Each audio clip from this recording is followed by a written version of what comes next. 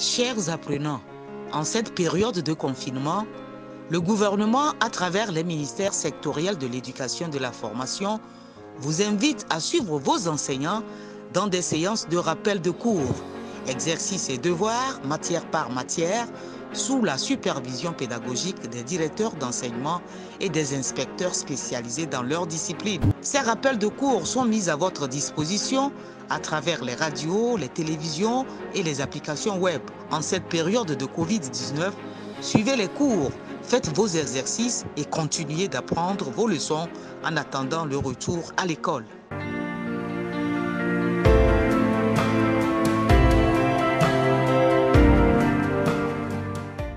Bonjour, chers élèves.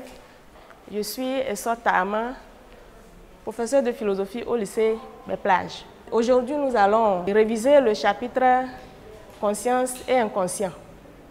Mais nous allons aborder juste un aspect, celui de la définition du psychisme.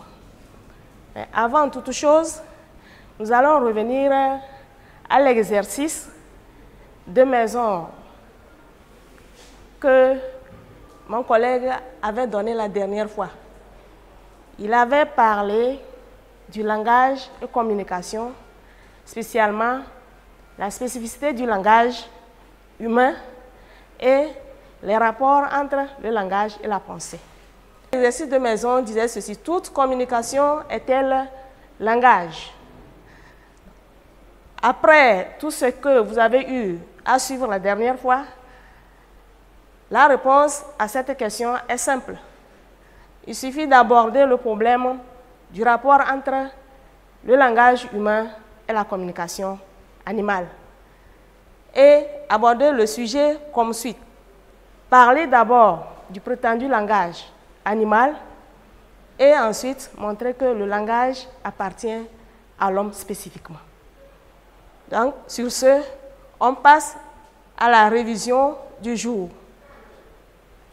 D'abord, nous allons partir d'une pensée de Blaise Pascal, tirée de son ouvrage intitulé « Les pensées ». Il dit ceci, je cite: « L'homme n'est qu'un roseau, le plus faible de la nature, mais c'est un roseau pensant. » Qu'est-ce qu'il entend d'abord par roseau? Le roseau, c'est une plante aquatique qui, à la suite du vent, peut tomber. Mais à la différence de l'homme, le roseau ne sait pas qu'il tombe. C'est tout comme l'homme peut avoir des difficultés dans sa vie, mais il sait qu'il a des difficultés, il a conscience de ces difficultés. Et quand il tombe, il sait qu'il tombe. À la différence du roseau, l'homme est plus grand. Alors, par là, seule la conscience permet à l'homme de saisir ce qu'il est. Et c'est elle seule qui fait sa grandeur. Mais l'homme est-il toujours conscient à lui-même, libre et responsable? Qu'est-ce alors que le psychisme humain? Nous allons d'abord aborder la définition des concepts, puisque en philosophie, il faut la maîtrise des concepts clés. Chaque thème a ses concepts clés. Il faut les maîtriser. Donc nous allons, à la fin de cette séquence, savoir définir les notions de conscience et inconscient. La notion de conscience. Qu'est-ce que la conscience? Du latin conscientia, la conscience est formée à partir de cum, qui signifie avec ou accompagné de, et de sire, qui signifie connaître, savoir. D'où l'étymologie du mot suggère l'idée de connaissance, de savoir. Être conscient, c'est donc agir, sentir, penser et savoir qu'on agit, qu'on pense et qu'on sent.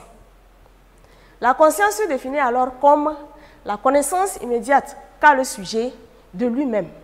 Selon André Lalande, c'est l'intuition plus ou moins claire, plus ou moins distincte que l'esprit a de ses états et de ses actes.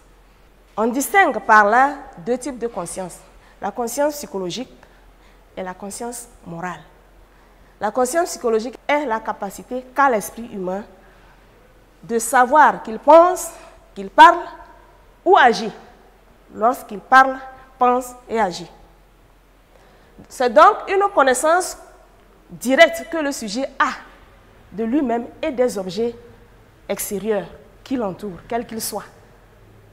Exemple du cogito cartésien où, par la conscience, Descartes a fait une saisie de son existence et au même moment, il a su qu'il est un être qui pense. La conscience morale est la capacité qui permet à l'homme de porter des jugements de valeur sur ses actes et même sur ceux d'autrui. C'est aussi le pouvoir de distinguer le bien du mal. La conscience morale est comme une voix intérieure qui nous parle au moment où nous voulons poser un acte. C'est une voix qui nous interpelle sur la valeur de l'acte que nous voulons poser, s'il est bon ou mauvais. L'inconscient. L'inconscient est l'ensemble des faits et états psychiques qui échappent au contrôle de la conscience. C'est encore le refoulé. C'est tout ce qui n'est pas pris en compte par la conscience. Et il y a le terme inconscience aussi, qui signifie l'état dans lequel se trouve un individu inconscient. Exemple, un individu dans un état de coma est un individu dans un état d'inconscience. Donc, à ne pas confondre inconscient et inconscience. Le psychisme est l'ensemble des processus et phénomènes de la vie mentale, c'est-à-dire de la pensée. Tout ce qui concerne la vie intérieure, on l'appelle le psychisme. Comme question d'évaluation, qu'est-ce alors que la conscience? C'est l'intuition plus ou moins claire, selon André Lalande, que l'esprit a de lui-même, de ses états et de ses actes. L'inconscient, c'est quoi? Vous devez être capable de le définir désormais à partir de cela, comme l'ensemble de tous les actes qui échappent au contrôle de la conscience. Distinguer la conscience spontanée de la conscience réfléchie. En fait, c'est les deux qui font ce que nous appelons la conscience psychologique, qui se manifeste notamment chez René Descartes. Le deuxième point, qui est le point fondamental sur lequel nous allons parler, c'est la nature du psychisme. C'est encore la définition. Donc, il faut que l'élève, à la fin, soit capable de distinguer les différentes instances du psychisme. Qu'est-ce qui permet de définir le psychisme? Quand on parle du psychisme, cela sous-entend l'homme. En petit temps, la définition de l'homme par la conscience. Comme nous l'avons dit dans l'introduction, la conscience est ce qui définit l'homme. Pourquoi? Parce que grâce à la conscience, l'homme se découvre par lui-même son unicité. Il sait qu'il est unique, même au milieu de tous les autres. Et c'est par la conscience qu'il se saisit comme un être différent de tous les autres, par le rang et la dignité. Comme l'observe Emmanuel Kant dans Anthropologie du point de vue pragmatique, par la conscience, il est une personne. Deuxième idée, la conscience permet à l'homme d'appréhender sa propre réalité, c'est-à-dire ses pensées, ses sentiments, ses actes. Selon Alexandre Kojève, dans Introduction à la lecture de Hegel, l'homme est conscient de soi, conscient de sa réalité, et c'est en ceci qu'il diffère de l'animal. Ça veut dire que la conscience permet à l'homme de se distinguer des autres animaux. Donc, il ne vit pas comme les autres animaux, mais il a conscience de ce qu'il est. Troisième argument, ce n'est pas la conscience que l'homme connaît ce qui l'entoure. Là, on désigne la conscience comme intentionnalité, c'est-à-dire extériorisée, visée vers autre chose que soi-même. Donc, le monde extérieur. Edmond Husserl affirme que tout état de conscience est en général en lui-même conscience de quelque chose. Voilà. C'est la conscience qui fait de l'homme un être essentiellement moral, c'est-à-dire un être capable de juger moralement et d'être responsable des actes qu'il pose. Jean-Jacques Rousseau l'a dit, par la conscience, l'homme est son propre juge et la conscience est un juge infaillible du bien et du mal.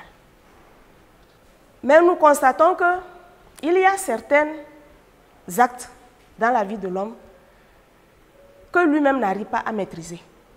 Ce qui veut dire que la conscience ne maîtrise pas tout.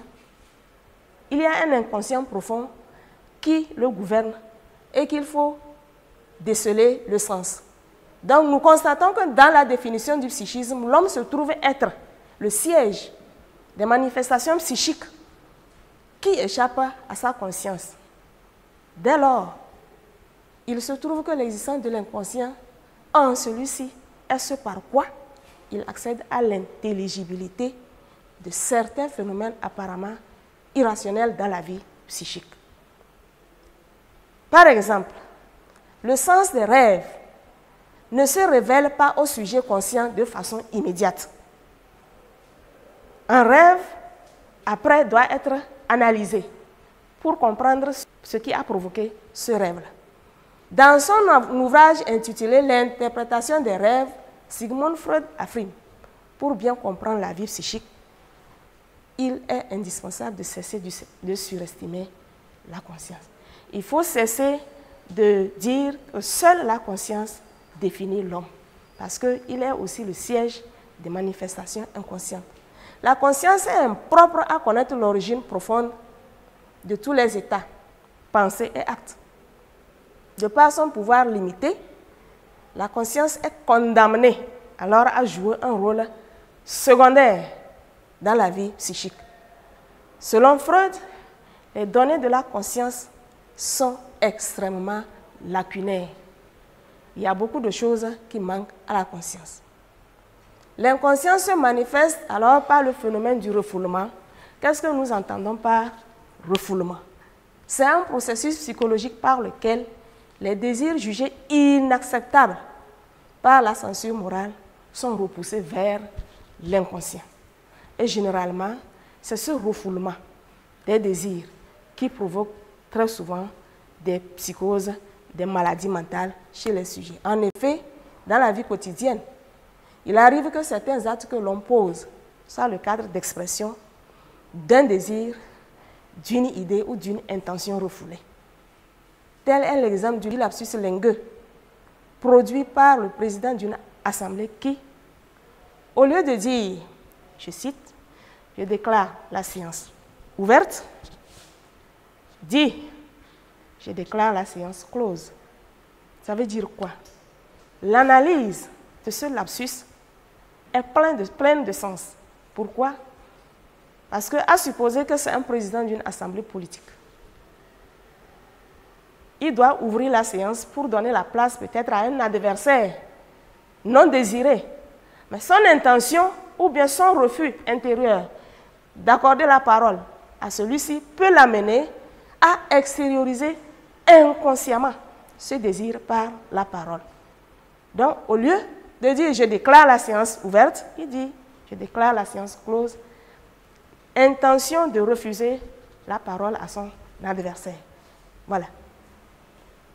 Mais nous nous rendons compte que si l'inconscient permet de donner sens à certains actes dans la vie de l'homme, ça veut dire qu'on ne peut plus affirmer alors que l'homme est un être totalement conscient. Il est donc à la fois un être conscient et inconscient, c'est-à-dire un être double, caractérisé par la conscience et l'inconscient. Si d'une part, la conscience définit le psychisme, et d'autre part, c'est l'inconscient, il convient mieux de dire que le psychisme est à la fois conscient et inconscient.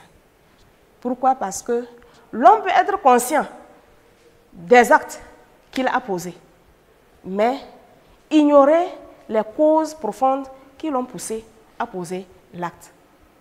Spinoza dit à cet effet, « Les hommes sont conscients de leurs actions, mais ignorant des causes par où ils sont déterminés. » Ce qui veut dire que et la conscience et l'inconscient définissent le psychisme humain.